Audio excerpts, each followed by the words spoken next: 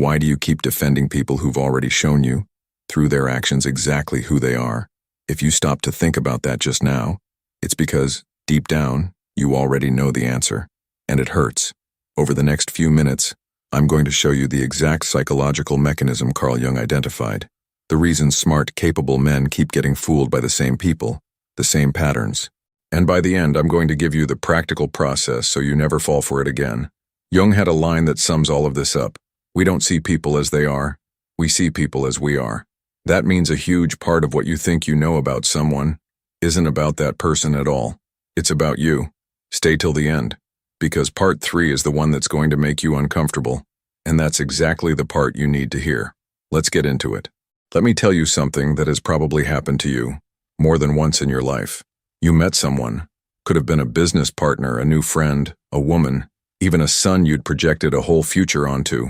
And in those first few encounters, that person said 2 or 3 right things at the right moment in the right tone of voice. And without realizing it, you'd already written an entire script in your head about who that person was, their character, their intentions, even what they'd be doing 5 years down the road. But look closer. You didn't build that script with information. You built it with almost no information and filled in the rest yourself. And that has a name, you know. Jung called it projection. Here's basically what happens. When you don't fully know someone, and nobody fully knows anybody right off the bat, your mind doesn't leave that blank space empty. It fills it in automatically. Fills it in with what? With pieces of you. With what you wanted to hear. With whatever you needed to be true at that point in your life. Let me give you a few practical examples. The kind almost every older man has lived through, each one in its own way. There's the business partner example. You bring someone into your business or you form a partnership because the person seemed trustworthy. Firm handshake, spoke with confidence, complimented your vision, showed up a little early in the beginning. 6 months, a year later, they screw you over. In a negotiation, in a profit split, in a decision that should have been made together and wasn't. And then you sit there stewing. How did I not see this coming? My friend, you did see it. There was a day they changed the subject too fast when you asked about a contract. There was a meeting where they agreed with everything too quickly, no pushback at all, and that was already strange. You just chose to believe the version you'd built yourself, because that version was more comfortable than paying attention to the details that were already right in front of you. There's the example, also very common after 50, of a man who reconnects with someone, could be an old flame, could be someone brand new, at a point in life where he's already tired of being alone, or tired of fighting at home, or already buried a marriage and doesn't want to repeat it. And in that phase, any bit of attention feels bigger than it is. A compliment carries more weight than it should. A sweet text becomes proof that this one's different. And the man starts ignoring things that 10 years earlier he would have noticed instantly, because in that moment, he's not analyzing the person clearly. He's analyzing out of hunger. Hunger for company. Hunger to be noticed. Hunger not to die alone. And hunger doesn't let you pick the right meal. And there's the example, maybe the most painful one, of a father with a grown son. You built an image of who your son was going to become, and when reality doesn't match that image, he didn't follow the career path you expected, didn't make the choices you would have made, maybe doesn't reach out as often as you'd like. You've got 2 options. One is to keep romanticizing it. He's fine, it's just a phase. Deep down he's exactly who I pictured. The other is to see the real son, with his real choices, good or bad, and deal with that actual person, not the character you invented 20 years ago. And there's a 4th example, maybe the one that weighs heaviest on an older man's chest, the 30-year friend, the one you've known since the military, since your first job, since college. You've spent decades together, celebrated each other's weddings, cried at each other's father's funerals. And when that friend does something that breaks the trust, talks behind your back, takes advantage of a financial situation, disappears exactly when you need him most, the first instinct isn't to face the fact, it's to defend the history. We've got 30 years of friendship, he wouldn't do this to me out of malice, there must be some reason. And so you make excuses for your friend that you'd never make for a stranger. Because romanticizing isn't just about new people, it's also about not wanting to admit that time spent together doesn't by itself guarantee the person is still who you knew 30 years ago. In every one of these cases, the mechanism is the same. And here's the question I want pounding in your head right now. How many of your life's disappointments started exactly like this? It wasn't the person who deceived you out of nowhere. It was you who bought the image before you bought the facts. Now pay attention, because this next part is the one most men never stop to understand. And that's exactly why they repeat the same mistake their whole lives, with different people, in different contexts, thinking, this time, it'll be different. Jung talked a lot about something he called the shadow. It's the part of you that you yourself refuse to admit exists. Your unmet needs, your fears, the things you're missing and don't talk about with anyone, sometimes not even with yourself. And there's another Jung concept that fits perfectly here, which is the persona. The persona is the social mask, the version of us we show in public, at work, at parties, on a first meeting. Everybody has one. Nothing wrong with that.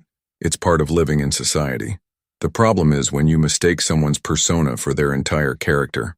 That polite, calm, smiling business partner in meetings might have a flawless persona, and behind it, a shadow full of greed that only shows up when money's on the line. That warm, funny woman who makes conversation easy might have a charming persona, and behind it a pattern of instability that only surfaces once the routine sets in. You weren't wrong about the persona. The persona is usually real too. The mistake is thinking it's the full picture, when it's really just the part the person chose to show you first. And here's what happens. When you romanticize someone, there are usually two things happening at once, one layered inside the other. The first is that you project onto them exactly what you're missing. If you're starving for recognition, you'll see an unconditional admirer in them. If you're tired of being betrayed, you'll swear this person is different, loyal, not like the others. If you've spent your life feeling like nobody believed in your potential, you'll turn the first business partner who believes in you into an incorruptible genius, even with zero proof of that yet. You turn the other person into a symbol of what's missing inside you. And here's the interesting part. The stronger that need, the faster and more intense the idealization. That's why you sometimes see a man of 50, 60 years old, with decades of life experience, making the same bad call he made at 25. Because the wound is still the same one, only the setting has changed. It used to be the college girlfriend. Now it's the new business partner, or the person he met after the divorce. The second thing, and this one hurts more, is that you start actively ignoring the signs that don't fit the image you've built. Constant lateness, a harmless little lie. An out-of-place comment you noticed and swallowed, telling yourself, must have just been a bad joke. And I already told you that was never actually said. You saw it, you registered it, and you chose not to give it weight. Not because you're naive, and far from it, you've probably solved bigger problems in your life, but because admitting that sign would mean admitting you misjudged, and the human ego hates admitting a mistake, especially after you've already invested time, money, reputation, or feeling into that bet. So let me ask you again, more directly this time, how many times in your life have you seen the sign, the inconsistency, the small lie, the lack of respect, and chosen to look away? Think it over calmly. Picture one specific person while I say this, because the honest answer to that question is the first step toward breaking the pattern. And now comes the part that really separates the men who stay stuck in this cycle from the ones who finally break out of it. Because if half of what you see in others is, in reality, a reflection of yourself, then the question you've been asking your whole life is the wrong one. You keep asking, why did she do this to me? Why did he deceive me? Why are people like this? That question puts you in the victim's chair. And as long as you're sitting there, nothing changes, because in your mind, the problem is always the other person. And as long as the problem is always the other person, you'll keep tripping over the same stone, just wearing different clothes, in different decades of your life. The right question, the one Jung indirectly invites you to ask, is a different one. What inside me needed so badly to believe this person was different? What was I trying to resolve, trying to compensate for, trying to prove to myself, by betting everything on this image I created? Was it loneliness? Was it wounded pride from an earlier disappointment? Was it fear of admitting, at your age, that you're still learning how to judge character? There's no wrong answer here. There's only the honest answer or the comfortable one, and only one of them gets you out of the cycle. This changes the whole game, because now the power comes back into your hands. You stop being just another man who has bad luck with people and become someone who understands his own mechanism. Jung called this work individuation, bringing into conscious awareness what had been hidden, repressed, disguised. When you understand your own unmet needs, you stop needing others to fill them through fantasy. And that's when, my friend, you start seeing people for what they actually do, not for what you need them to be. And that, contrary to what it seems, doesn't make you colder or more suspicious of everyone and everything. It makes you lighter, because you stop spending energy propping up a fantasy that, deep down, you already knew was going to collapse sooner or later. Alright, so far we've covered the problem and its root. Now comes the practical part, which is my favorite part to bring you, because theory without application doesn't change anybody's life. The first move is simple to say, hard to practice. Separate fact from feeling. Pay attention to how this works in practice. Next time you're about to judge someone, stop and write down, literally write it on paper or in your phone's notes app if you need to, what that person actually did. No adjectives, no interpretation, just the plain fact.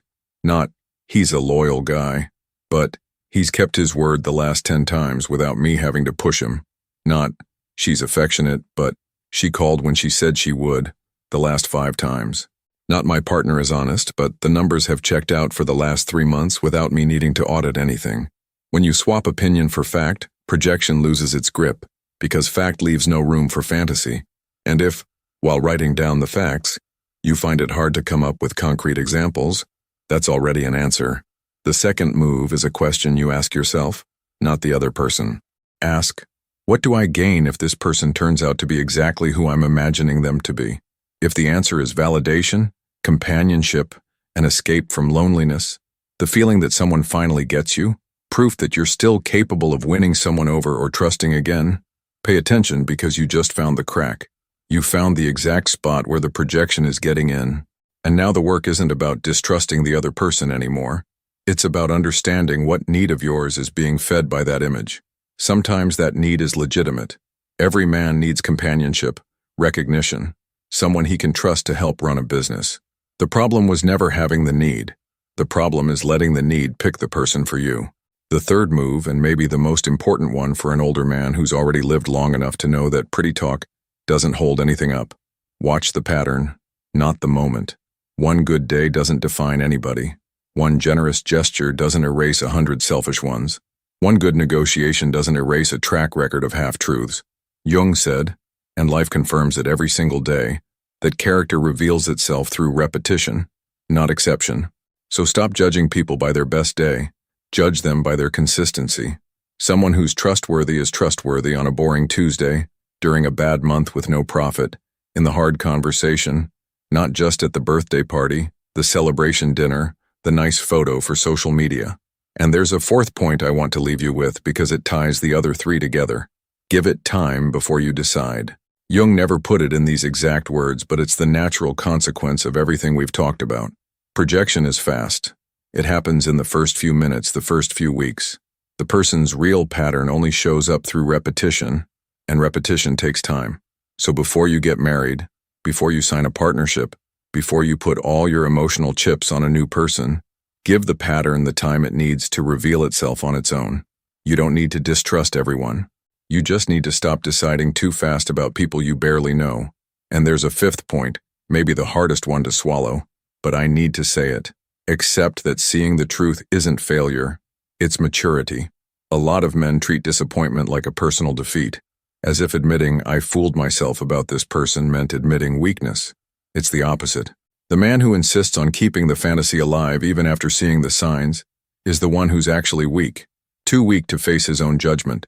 The man who can look back and say, I saw what I wanted to see, not what was really there, is the one who learns, adjusts course, and doesn't repeat the mistake for the next 20 years. When you actually start applying this, one thing changes for good in your life. You stop getting disappointed so often. And it's not because the people around you magically changed. It's because you stopped lying to yourself about who they really are and started giving weight to the one thing that's always been the most reliable, repeated behavior over time, with no audience.